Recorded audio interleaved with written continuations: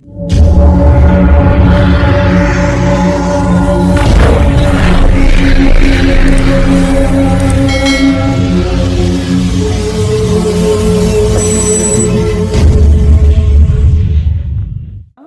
हमने पढ़ा था क्या, छेकानुप्रास, दूसरा हमने पढ़ा था वृत्यानुप्रास, और तीसरा हम आज पढ़ेंगे लटानुप्रास। कौन सा पढ़ेंगे, लटानुप्रास। लटानुप्रास को देखेंगे आप लोग शब्दानुप्रास भी कहते हैं, नोट कर लेंगे। क्या कहते हैं, शब्दानुप्रास भी कहते हैं। शब्दानुप्रास नाम से ही जिससे विदित है कि शब्द पे आधारित होगा। किस पे आधारित होगा, शब्द पे आधारित होगा। जितने भी शब्दालंकार है सब शब्द पे ही आधारित हैं, लेकिन ये विशेष तौर पे शब्द पे ही चमत्कार दिखाएगा। अन्य तो हम देख रहे थे वर्ड आ रहा था बार बार, यहाँ पे शब्द 2 बार आएगा, एक से अधिक बार आएगा, है ना। तो अब देखिए यहाँ पे जैसे कि इसको अगर आप परिभाषा लिखना चाहते हैं तो लिखिएगा कि जो है कि जहाँ पे अन्वय करने पर क्या बदल जाता है, तात्पर्य बदल जाता है। अन्वय करने पर क्या बदल जाता है, अब लिख सकते हैं चाहे तो, अन्वय करने पर क्या बदल जाए, तात्पर्य, मतलब अर्थ बदल जाए। क्या बदल जाए, तात्पर्य माने अर्थ बदल जाए।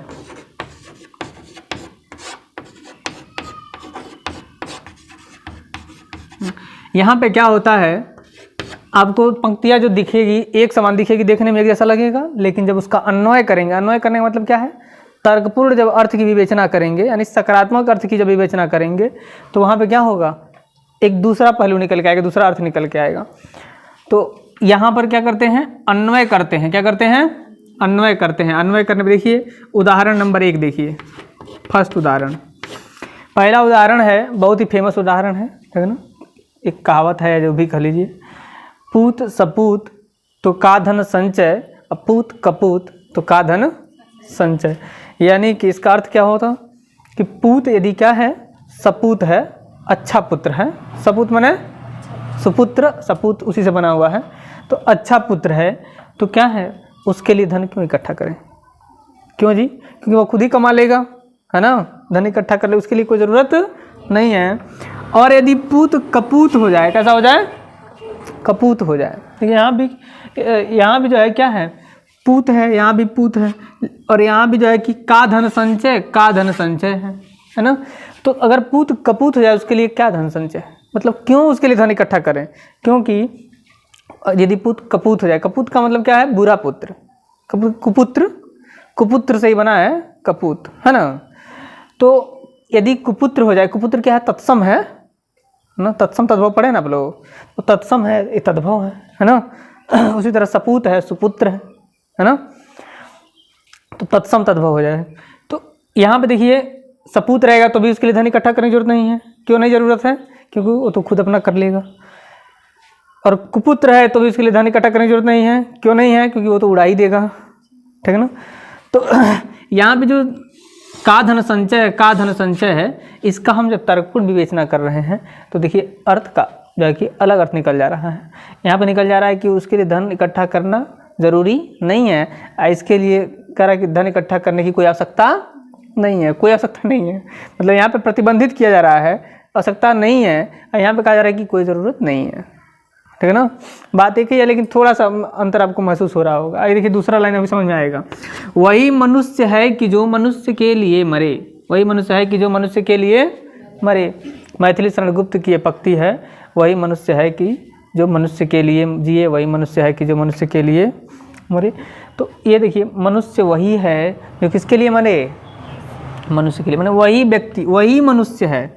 मनुष्य कौन है, वही है, सब तो मनुष्य ही हैं, लेकिन सच्चा मनुष्य कौन है, जब अन्वय करें तो क्या लिख रहा है, सच्चा मनुष्य निकल रहा है, मैंने अच्छा मनुष्य, बढ़िया मानव, है ना, सुसंगठित मानव, होमोसेपियंस, है ना। होमोसेपियंस जो है वही है जो क्या है, जो मनुष्य के लिए क्या करे, अपना प्राण न्यौछावर कर दे। क्या करे, प्राण न्यौछावर कर दे। तो एक ही शब्द 2 बार आया है, देखिए, है ना, आवृत्ति हो रही है, लटानुप्रास है, शब्द की आवृत्ति हो रही है, क्या है, लटानुप्रास। इस तरह से आप लटानुप्रास को समझ सकते हैं कि ये शब्द पे आधारित होता है। किस पे आधारित होता है, शब्द पे। और शब्द की पुनरावृत्ति होती है। सबसे बड़ी चीज़ आपको पकड़ लीजिए यहाँ पे, यहाँ पे शब्द की पुनरावृत्ति होगी। क्या होगी, शब्द की पुनरावृत्ति होगी, है ना। आदमी हूँ, आदमी से आदमी, आदमी 2 बार आ रहा है। यहाँ पे मनुष्य, मनुष्य आ रहा है। यहाँ पे यहाँ पे का धन संचय आ रहा है। यहाँ पे जो मनुष्य है ना वो कौन है? कर्ता है। कौन है? कर्ता है, माने करने वाला है ना। और यहाँ पे जो मनुष्य है वो क्या है? संप्रदान है। कौन है जी? संप्रदान।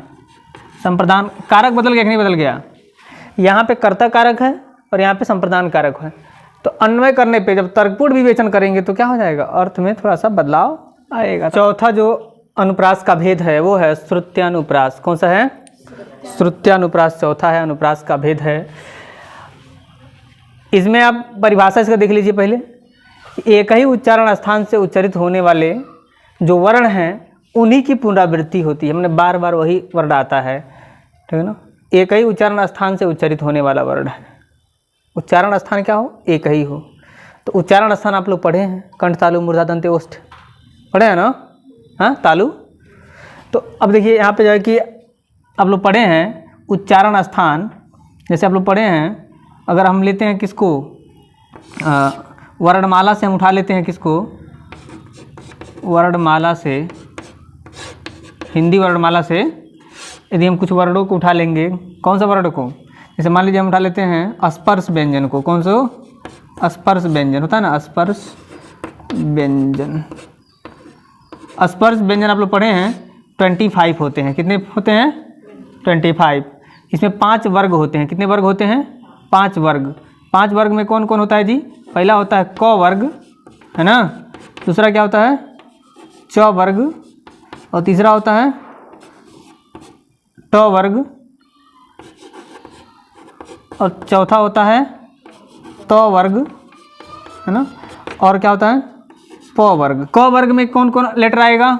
क से अंग तक, क से इसमें च से इ तक, ट से ढ तक, त से न तक, प से म तक आएगा ना। 5 लेटर सब में है।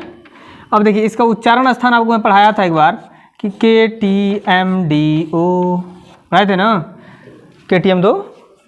तो कंठ तालु मूर्धा दंत ओष्ठ, कंठ तालु मूर्धा दंत ओष्ठ। अब इससे आपको पहचान करना है। अब आइए यहाँ पे लाइन में देखिए, पहचान करिए कि कौन ऐसा वर्ण है जिसकी पुनरावृत्ति हो रही है। एक ही उच्चारण स्थान दिख रहा है क्या?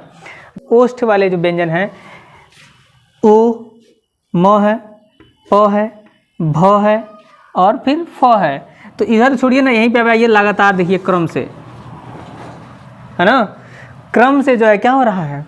एक वर्ण की आवृत्ति हो रही है। क्रम से क्या हो रहा है? एक ही उच्चारण स्थान वाले वर्ण की आवृत्ति हो रही है। यानी केवल ओष्ठ वाला, कौन वाला जी? केवल ओष्ठ से माने उच्चारित होने वाले वर्ण की आवृत्ति हो जाने से क्या हो रहा है? श्रुत्यानुप्रास हो जा रहा है। क्या हो रहा है? समझ आई बात?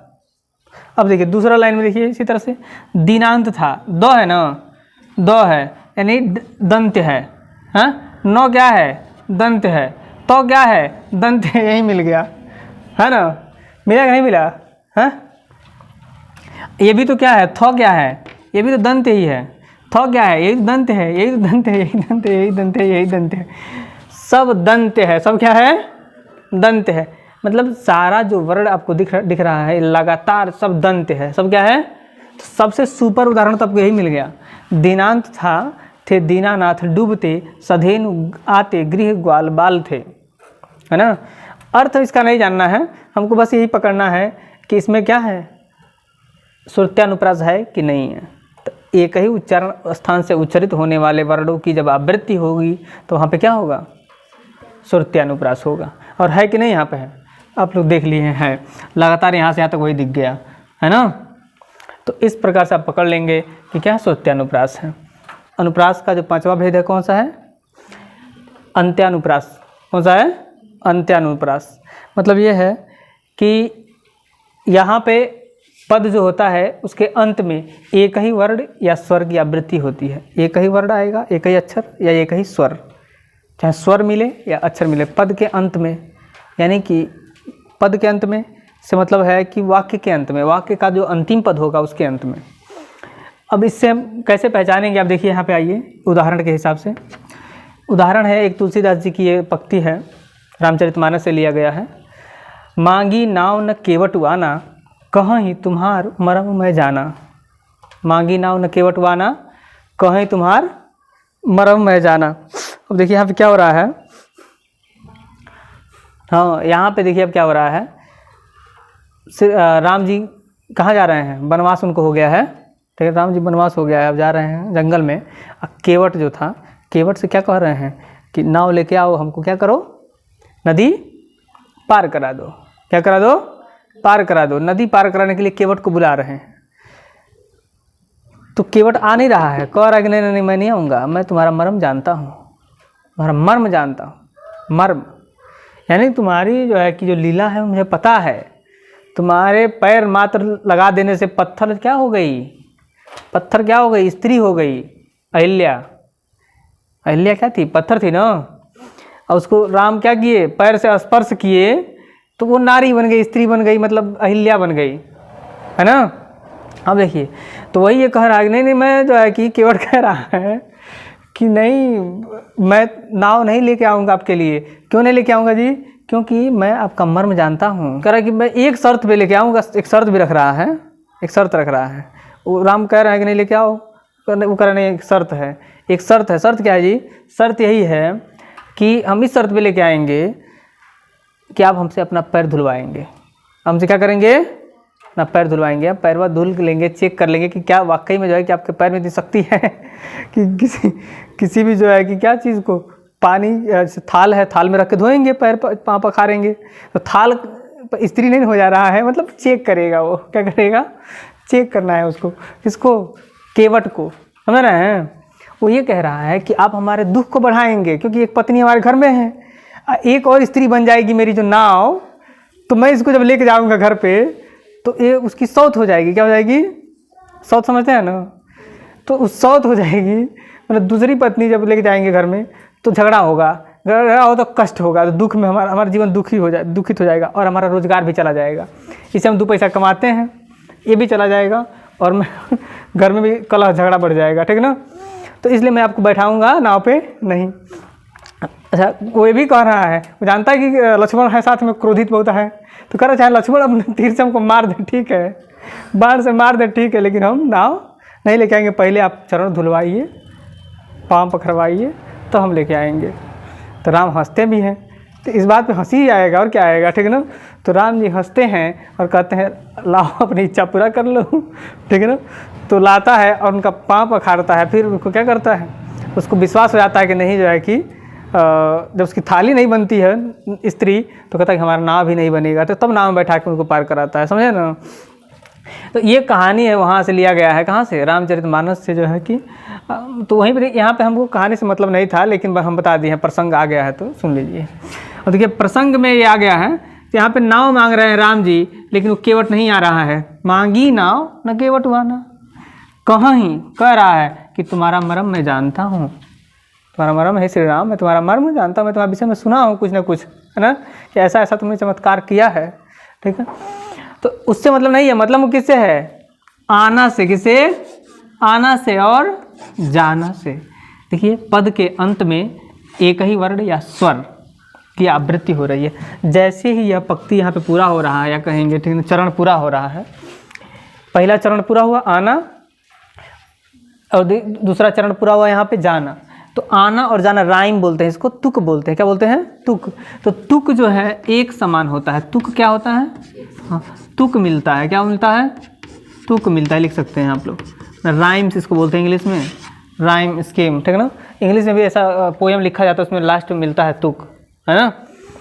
तो पद के अंत में एक ही वर्ण या स्वर की आवृत्ति हो रही है, तो वहाँ पे क्या हो गया, आना और जाना से यहाँ पे अंत्यानुप्रास हो गया। कौन सा हो गया, अंत्यानुप्रास हो गया। इसी तरह से एक और उदाहरण देख लीजिए, मीराबाई की पंक्ति है, मेरो तो गिरधर गोपाल दूसरों ना कोई, जाके सिरमोर मुकुट मेरो पति सोई। तो यहाँ पे देखिए कोई सोई, राइम मिल रहा है नहीं मिल रहा है, मिल रहा है ना, तो यहाँ भी हो जाएगा। इसके अलावा हनुमान चालीसा का कोई भी लाइन उठा के लिख दीजिएगा, जय हनुमान ज्ञान गुण सागर, जय कपीस तिहुँ लोक उजागर, सागर उजागर, मिल रहा है नहीं मिल रहा है। इसके अलावा आप समझिएगा कि रामचरितमानस की कोई भी चौपाई उठा के आप लिख दीजिएगा, कोई भी चौपाई जो याद आ जाए। ये भी तो रामचरितमानस का चौपाई था ना, आना जाना, मिला कि नहीं मिला है, हाँ। इसके अलावा कोई भी रामचरितमानस का चौपाई अगर उठा के पूछ दे कहीं भी, जैसे कि का वर्षा जब कृषि सुखाने, समय चूकी पुनि का पछिताने, है ना, समझ रहे हैं। कि वर्षा पहचाने पछताने का वर्षा जब कृषि सुखाने समय चूक पुनि का पछताने, तो सुखाने और पछताने एक ही आ रहा है ना। तो इस तरह से वहाँ भी क्या हो जाएगा, क्या हो जाएगा, अंत्यानुप्रास हो जाएगा। क्या हो जाएगा, ऐसा कहीं भी मिल जाए तो अंत्यानुप्रास, समझ गए हैं। अब आइए अंत्यानुरंभ लास्ट है, छठवां भी पढ़ लीजिए। अंत्यानुरंभ का मतलब है जिस पर अंत होगा उसी से आरंभ होगा। अंत्यानुरंभ, अंत जिस पर होगा उसी वर्ण से आरंभ होगा। यहाँ देखिए पूर्व पद का अंतिम वर्ण तथा उत्तर पद का प्रथम वर्ण समान होता है। ये नहीं समझ में आएगा आपको, यहाँ पे देख लीजिए समझ में आ जाएगा। उदाहरण देखिए समझ में आएगा। क्या लिखे हैं, पूर्व पद का अंतिम वर्ण और उत्तर पद यानी दूसरा पद है उसका प्रथम वर्ण एक समान होगा। देखिए है कि नहीं है। प्रियतमे मेघ घनघोर रहे हैं, ये वो है उदाहरण। इसमें देखिएगा इसका पहला अक्षर इसका अंतिम अक्षर इसका पहला अक्षर मिल रहा है, इसका अंतिम अक्षर इसका पहला अक्षर मिल रहा है, इसका अंतिम अक्षर इसका पहला अक्षर मिल रहा है। तो इस तरह से आप देखेंगे कि यहाँ पे क्या है, अंत्यानुरंभ है। क्या है, अंत्यानुरंभ है। इसके अलावा आप जल्दी जल्दी कहिए राम राम राम राम राम राम राम राम राम राम। देखिए क्या हो रहा है, कहोगे देखिए ना क्या आ रहा है, राम राम राम राम राम राम राम राम राम। आ रहा है नहीं आ रहा है, देखिए आ रहा है ना। तो म र आ रहा है।